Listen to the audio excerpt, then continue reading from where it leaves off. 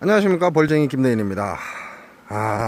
제가 화분 꽃가루죠.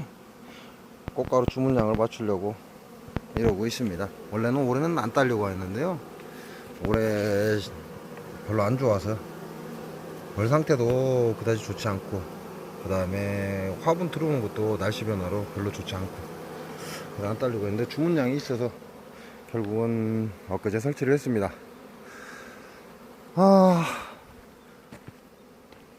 꽃가루, 화분, 이게 어디에 속할까요? 그리고 어떤 이가 먹어야 될까요? 그게 제일 낭만입니다.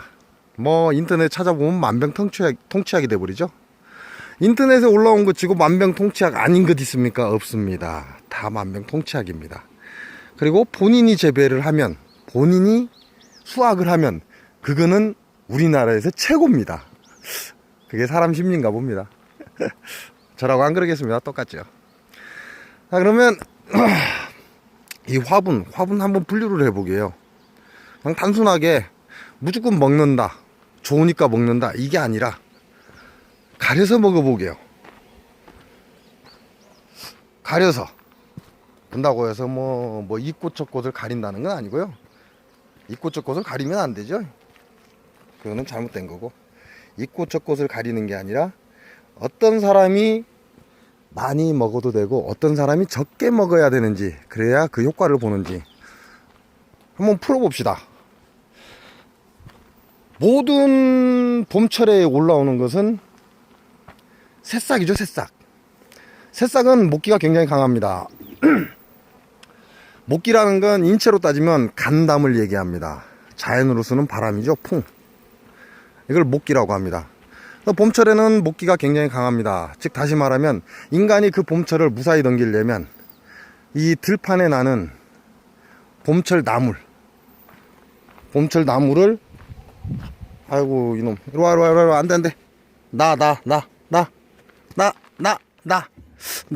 하지 말고, 아이고 이 새끼, 아이고 이놈이 참새를 잡아버렸네.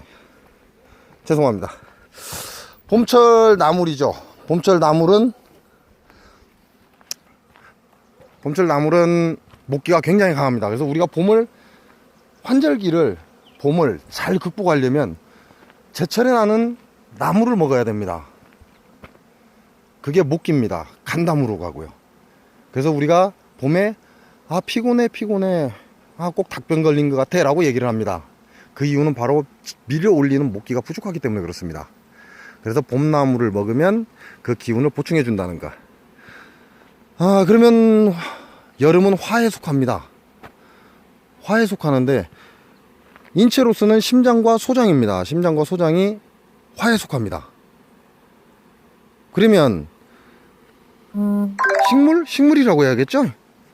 식물은 언제가 화의 기운이 강할까요? 꽃입니다. 꽃이 피었을 때, 그때를 화라 그럽니다. 활짝 피는 거죠. 그럼 꽃이 화에 속합니다. 그럼 꽃이 화에 속하면 꽃가루, 화분, 벌들이 수집해 오는 것도 당연히 화에 속하겠죠. 그래서 이 꽃가루는 심소장에 작용을 합니다. 우리 박사님들 전화하지 마십시오. 따지지 마십시오. 저 전혀 관련 없습니다. 그런데 전혀 관련이 없습니다. 그냥 재밌게 풀어보자는 거니까 절대 저한테 그거 갖고 전화하지 마십시오. 꽃은 화에 속합니다. 그럼 꽃가루도 당연히 꽃이 필 때 나오니까 화에 속하겠죠. 그러면 꽃가루는 화에 속하는 게 맞습니다. 그렇다면 사람으로 따지자면, 계절로는 여름이지만 사람으로 따지자면 심장과 소장에 작용을 합니다. 즉 다시 말하면 심장은 미네랄입니다.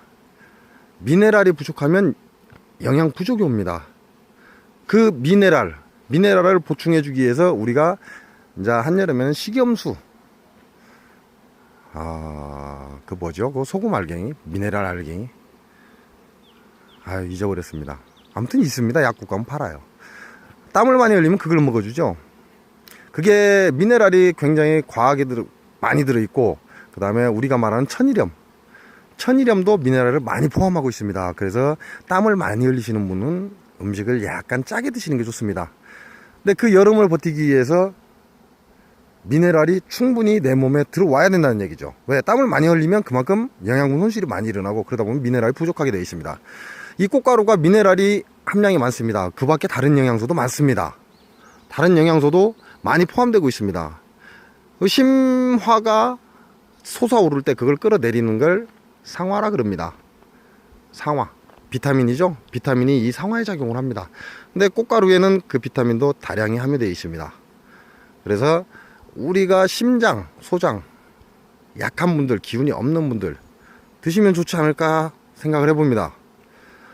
또 남들에 비해서 추위를 많이 탄다 라고 생각을 하신다면 혈액순환이죠. 혈액순환도 심장에 관할합니다. 혈관도 심장에 관할하고, 이런 분들은 드시면 좋지 않을까라는 생각을 해봅니다. 그러면 어떻게 먹을 것이냐 이거죠. 이 화분 꽃가루를 어떻게 먹을 것이냐. 열이 막 끓는 사람이 있습니다. 더워 깝깝해 라고 말씀을 하시죠. 네, 이런 분들 심장 안 좋습니다. 과하게 열을 내는 이유는 충분한 영양소가 부족하기 때문입니다. 그래서 깝깝해 라고 얘기를 합니다. 적당한 열기는 사람을 편안하게 해줍니다. 그리고 기분을 좋게 해줍니다. 그렇지만 깝깝한 거는 사람을 좀 환장하게 하죠. 그러면 결과적으로 나는 깝깝해 라고 말씀하시는 분들은 심장이 안 좋은 겁니다. 조금 기능이 떨어지는 겁니다. 근데 이런 분들이 꽃가루를, 화분을, 벌이 채취해오는 화분을 한꺼번에 다량으로 먹으면 어떤 현상이 일어날까요? 그걸 한의학에서는 사기라 그럽니다. 심의 사기가 극성을 부려 라고 얘기하는데요. 이 사기가 극성을 부리면 몸에 열이 납니다. 이때 심장에 들어가는 어떤 미네랄 성분을 한꺼번에 왕창 먹어버리면 속이 겁나게 쓰립니다. 별로 좋은 방법 아닙니다. 결과적으로 심장에 열이 있고 깝깝함을 느끼는 사람들은 소량의 화분을 먹어주는 게 좋습니다. 근데 나는 추위도 좀 타고 다른 사람도 추위를 잘 타고 근다고 깝깝하거나 이런 건 없다 하는 분은 밥숟가락으로 한 숟가락씩 드셔도 됩니다. 2숟가락 드셔도 됩니다.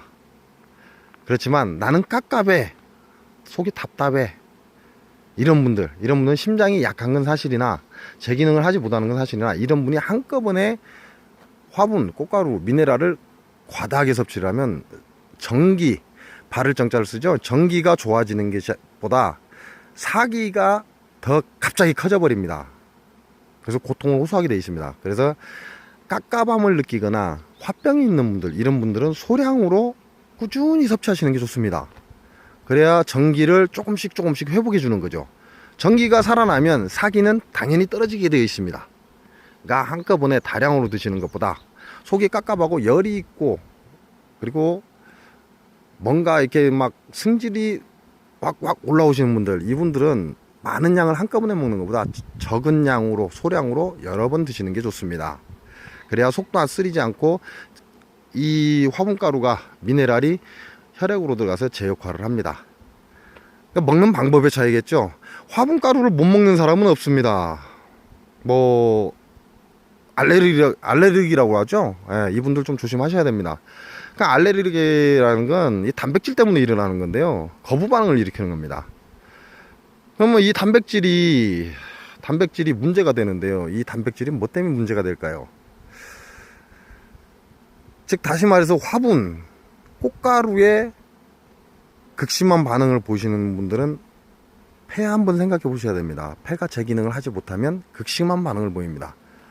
그게 오행의 논리입니다. 왜? 화극금이 되거든요. 그럼 폐금이라고 합니다. 그래서 폐가 안 좋으신 분들, 이분들은 이렇게 꽃가루 반응에 굉장히 민감합니다. 꽃가루는 화에 속한다고 했습니다. 폐는 금에 속합니다. 결국은 꽃가루를 다량으로 섭취를 하지 않고 소량으로 섭취를 해도 폐 기능이 좀 약한 사람, 안 좋다고 하면 그렇습니다. 안 좋다는 말이 애매합니다. 폐가 너무 세도, 폐 기운이 너무 세도 안 좋은 겁니다. 너무 약해도 안 좋지만 너무 세도 안 좋은 겁니다. 그 대신 센 것보다는 약한 것이 차라리 낫죠. 그러니까 폐 기능이 약간 떨어지시는 분들, 이분들, 좀 많이 떨어지시는 분들, 이런 분들은 꽃가루에 굉장히 민감하게 반응합니다. 이분들 대체적으로 알레르기 타시는 이분들 축농증이 있으시죠. 네. 폐에서 관할합니다. 그럼 축농증이 있다는 건 실증입니다. 사기실이라고 하죠. 그러니까 꽃가루에 민감하게 반응하시는 분들은 다른 것보다 폐 기능을 정상적으로 원활하게 해주는 게 우선입니다. 영상이 그렇게 길지를 못합니다. 이게 14분이요? 15분이요? 그렇죠? 근데 벌써 10분이 넘어가 버렸네요. 오늘은 여기까지입니다. 화분 어떻게 먹을 것이냐, 간단하게. 나는 추위를 타고 깝깝함을 안 느낀다 하시는 분은 밥숟가락으로 한 숟가락씩 드셔도 상관이 없습니다. 두 숟가락 드셔도 상관이 없고요. 뭐 아침 저녁으로, 점심때 집에 와서 가져와서 먹을 수도 없고, 그나마 회사에 갖고 갈 수는 없잖아요. 그러니까 아침 저녁으로 밥숟가락으로 한 숟가락씩 드시면 되고요. 나는 깝깝해, 양말 신고 있으면 답답해 미치겠어, 막 열에 속에서 불이 나, 이런 분들은 밥숟가락으로 한 숟가락씩 드시면 위에 경련이 일어납니다. 그러니까 요런 분들은 그냥 티스푼으로 한 숟가락이나 손으로 이렇게 탁, 엄지와 검지를 탁 집어서 조금씩 자주 섭취를 하십시오. 그래야 그 영양소가 심장으로 들어가서 제 역할을 하지, 한꺼번에 많은 양을 먹어버리면 사기가 올라가는 결과가 오기 때문에 고통을 호소하게 되어 있습니다. 알고 먹으면 이제 제가 벌쟁이다 보니까 뭐 화분에 대해서 설명을 하는데요. 모든 음식이 그렇습니다. 남이 좋다고 해서 나한테 좋은 거 아닙니다. 내 몸을 알고 먹는 게 가장 좋습니다. 다시 한번 말씀드리지만 우리 의학 박사님들 절대 전화하지 마십시오. 전혀 상관없습니다. 근거자료 없습니다. 근거자료 없으니까요, 전화하지 마십시오. 따지지 마십시오. 그냥 궁금하신 분들은 제가 아는 한도 내에서 설명은 드리겠지만 따지는 거 싫어합니다. 그러니까 우리 의학 박사님들 전화하지 마십시오. 감사합니다. 오늘 영상 여기까지입니다.